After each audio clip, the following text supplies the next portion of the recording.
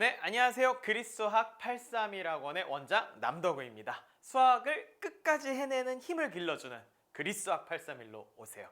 자, 오늘 선생님이 자리한 이유는 느గిం고 1학년 분석, 기말고사 분석을 위해서 자리했습니다. 자, 일단 우리가 2학기를 마무리하는 기말고사의 어떤 상황에 놓여 있고요. 이제 다음 학년으로 넘어가는 시점이기 때문에 여러분들이 이 내용들을 탄탄하게 한번 돌아보면서 어떻게 내가 공부를 했었는지 또는 앞으로 어떻게 할 것인지 우리 학교는 어떤 방향으로 출제가 되고 있는지를 꼭 확인해 보시면 좋겠습니다. 자, 그러면은 시작해 보도록 할게요. 일단 단원별 분석표인데 보시면은 함수, 유리함수, 무리함수, 순열조합 순으로 쭉 이제 나와 있고요.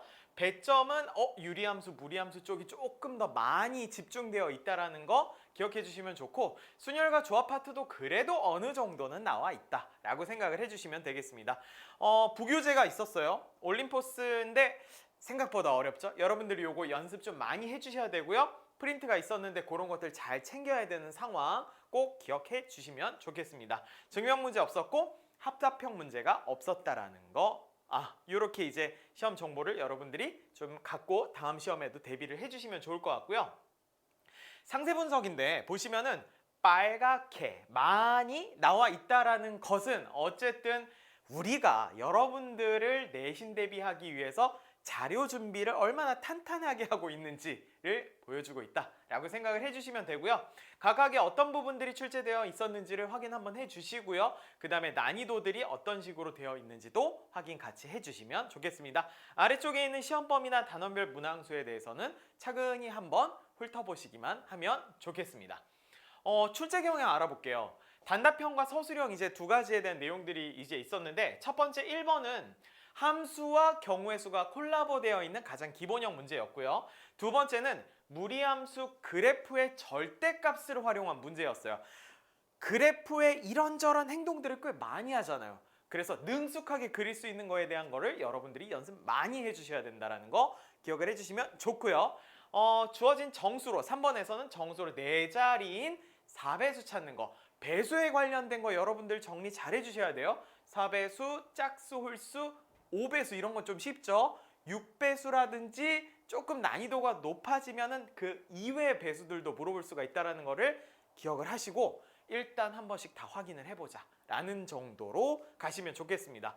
4번은 유리함수에 대한 대칭성을 이용하는 건데, 일반적인 대칭성 이용하는 포인트로 갖고 문제를 푼다면 어렵지 않았다라고 이야기를 할 수 있을 것 같고요. 5번 같은 경우에는 무리함수와 1차 함수 두 개 그려놓고 실근의 개수 세는 거, 일단 그림 잘 그리면 된다는 거, 그것만 기억을 해주시면 좋겠습니다. 그림 잘 그려야 어쨌든 포인트 셀 때 좀 조심해야 되는 거, 그런 것들도 잘 잡아가시면 좋겠습니다.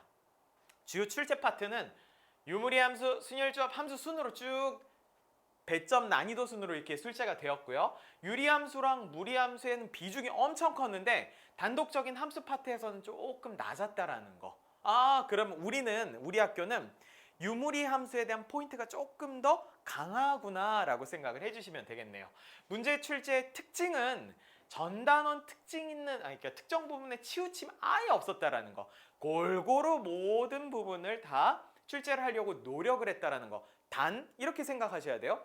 비중이 있는 것들은 조금 더 비중이 있게, 비중이 없는 건 조금 더 비중이 없게, 그런 식으로 선생님들이 고민을 조금 한 티가 난다라는 거 기억해 주시면 좋을 것 같습니다. 고득점 부분에서는 객관식 10번, 11번, 15번에 있었는데 특징을 본다라고 하면 평행이동했을 때 문제가 최적화된다라는 거, 풀이가. 그게 첫 번째 10번 문제에서 나왔던 내용이고요. 11번에서는 어쨌든 우리가 여러 가지 정보들을 짬뽕을 잘해서 문제를 풀어주면 되는데, 어쨌든 유리함수, 무리함수에 대한 1차 함수와의 교점을 잘 찾아내야 되는 그런 상황의 문제였다. 마지막으로 15번은 기출문항이었어요. 모의고사 기출문항. 여러분들이 얼마나 관심을 둬야 되는지를 일단 이 문제에서 보여주는 건, 나는 모의고사 문제들도 조금 계속해서 공부를 해봐야 되겠다. 이거는 여유가 조금 있어야 할 수 있는 거 맞죠? 왜냐면은 시간이 없으면 일반적인 유형 문제집을 푸는 거에도 빠듯하거든. 그래서 여러분들이 공부를 좀 탄탄하게 해 놓으면서 시간 확보가 되었을 때 모의고사까지 챙겨주는 그 과정이 있으면 좋겠습니다.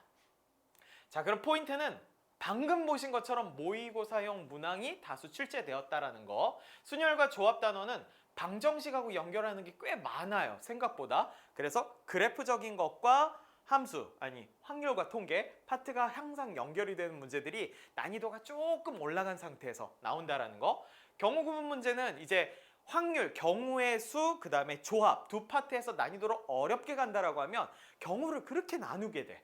이게 난이도를 높일 수 있는 방법 중에 가장 쉬운 방법이에요. 그래서 그런 부분에 대한 연습을 꾸준히 해 주셔야 되겠습니다. 부교재 프린트들 계속해서 변형해서 내는 거기 때문에 이 부분을 잘 반복해야 되고 변형 문제들을 준비해 줘야 되겠죠. 이런 거는 잘 준비해는 학원으로 오셔야 돼요. 저희가 그렇습니다.